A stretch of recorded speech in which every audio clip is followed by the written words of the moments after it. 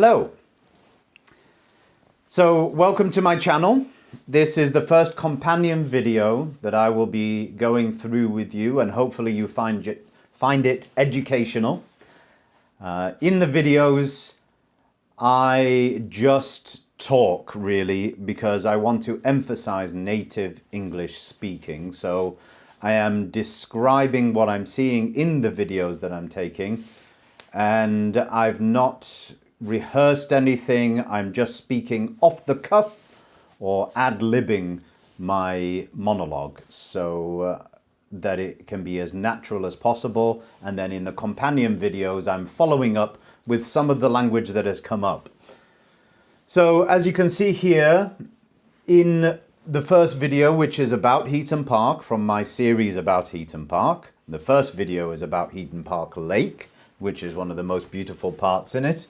And at 22 seconds, we come across this expression, first thing in the morning. So I'm going to give you a couple of examples, but I mean, it doesn't have to be in the morning. You can say first thing in the afternoon, first thing, so in the, and then usually it's a time period. Period there. That is utilizing this first thing expression. However, you can say, for example, I'm going to do it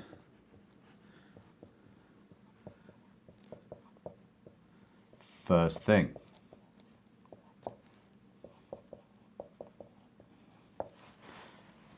Okay, so what does it mean? Of course, the definition, I'll put def here.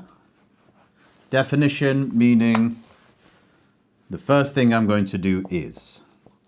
So I'll abbreviate the first thing I'll do in said time period.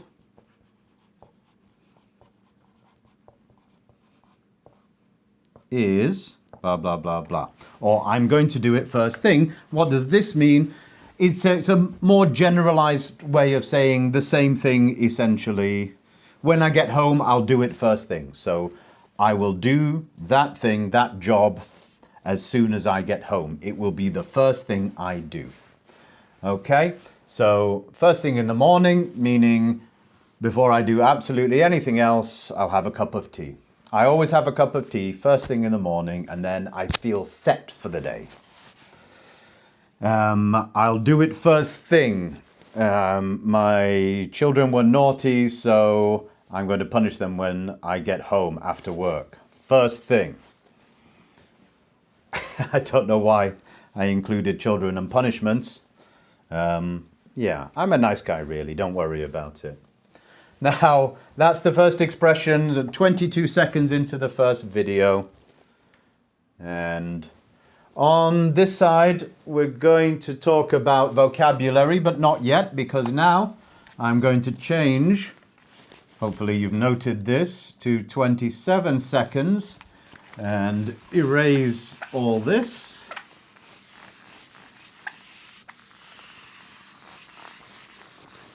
And what's the next expression that we're using? Ah, yes, I do like this one.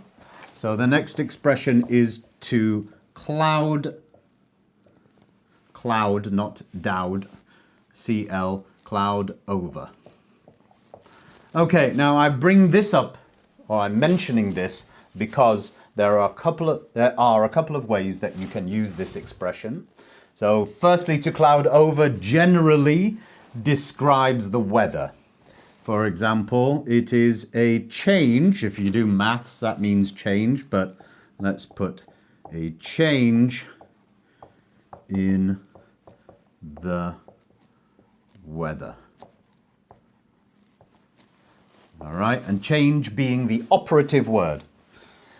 For example, it was sunny. Yeah, it was sunny. And just like I say in the video, I expected it to cloud over. I knew it was going to cloud over. It was sunny, but it then clouded over. Okay, so that's the first use.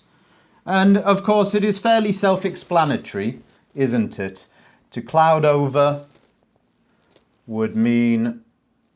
Sorry, I'm going to have to touch the camera. Oh, bear with me. There we go. Sorry about that. I'm getting used to the camera, but this kind of teaching is warts and all. So the videos are not going to be perfect, but hopefully they're going to be educational and pedagogical. To cloud over, what was I saying? Yeah, it's fairly self-explanatory. It was sunny, but then the clouds covered or went over the sun. Now, the other interesting way of using this expression is to say his or her face clouded over. Okay, so in this instance, a definition would be a change in not weather, but something else. Now, for example, her face clouded over when she realized the news that was being told to her was actually very bad. Okay, so it's a change in her... Anybody know what that missing word is? It's a change in her mood.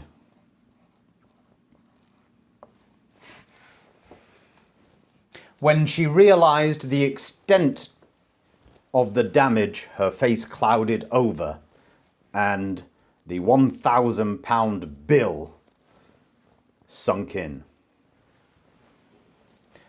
For example. There you go. That's the second expression, 27 seconds in. And now, we're just going to do some simple vocabulary. It's just one word I wanted to mention, which is the word nippy. And I can point you to, this is 53 seconds in. Okay, contextually, nippy is used to describe the weather, and all it means is, as you can see from my attire, it is nippy in this room because I'm in England, in Manchester. It's cold outside at the end of October, and heating a house, even one room, costs a fortune. So I prefer to just put more clothes on.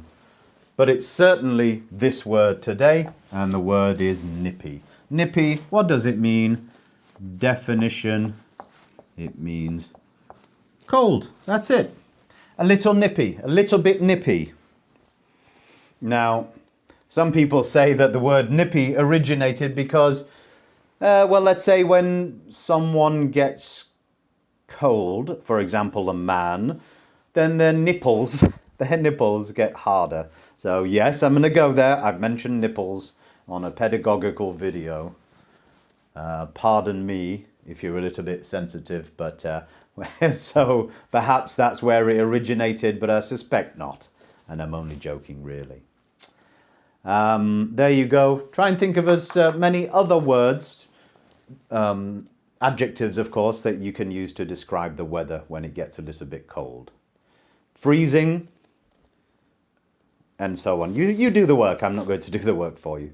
So, lastly, we come to the expression which it sits at, I'm just having a look, 55 seconds into the video, and the expression is, what can you expect? So this was an expression I was using in reference to the fact that it is unsurprising that at this time of year, i.e. in October, that it is cold. It is unsurprising. So what can you expect? Or what do you expect? Right, you can use it both ways. What do you expect?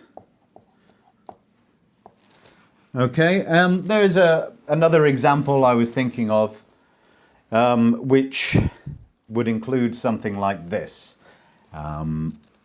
We spoiled the boy, and now he's ill-behaved. Well, what did you expect?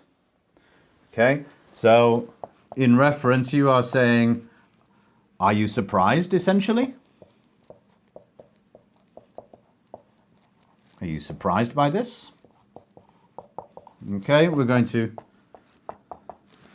put it as a definition. Okay, and you do not need to explain that. You do not need to really put a question mark because it's not a question. And what do we have?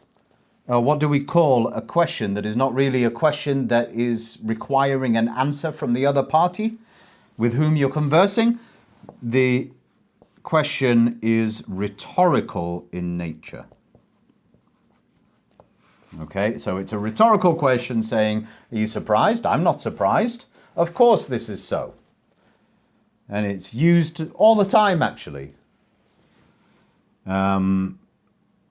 It took me ages to get to work, but I do live very far away and I'm in the city. So what do you expect? Of course, if you want to sound more native, then do practice your contractions, right? We often don't break down every single little thing. We just throw them together. For example, do you expect would be j. What j expect? What j expect? J. So it would sound something like j. Not ja, j. So I think that's that way around. Something like that when you do the actual pronunciation breakdown. But it's been a while since I've used that. I'm sure ZH is the J sound, and I'm sure the is something like that. But to be honest with you, I can't remember. It's been a while since I did my teaching master's course, which was from Cambridge. I did it about 10 years ago, and I studied in Spain, having taught in China for 8 or 9 years. So I'm not sure I want to start using this, but if you feel it's helpful, then I will relearn it, of course, go over it quickly so that I'm accurate with it, and I can give you the accurate translations for pronunciation, such as these. But there you are, that's my first companion video. There isn't much language to unpack in that video. There really isn't. It's a very short one, introductory. But this is how the format will be, and I very much look forward to the next few videos, and I will also organize the expressions and vocabulary by the end of each destination. Heaton Park is only one of many destinations I intend to do in the future, and Heaton Park will have several videos for several different places within Heaton Park, and then after we finish the series of Heaton Park, I will give you a summary of all the expressions and vocabulary and try and organize them a little bit for your own benefit and ease and convenience. So there you go, first video. Very happy. Hopefully it's just one take, and I'll see you soon. Bye.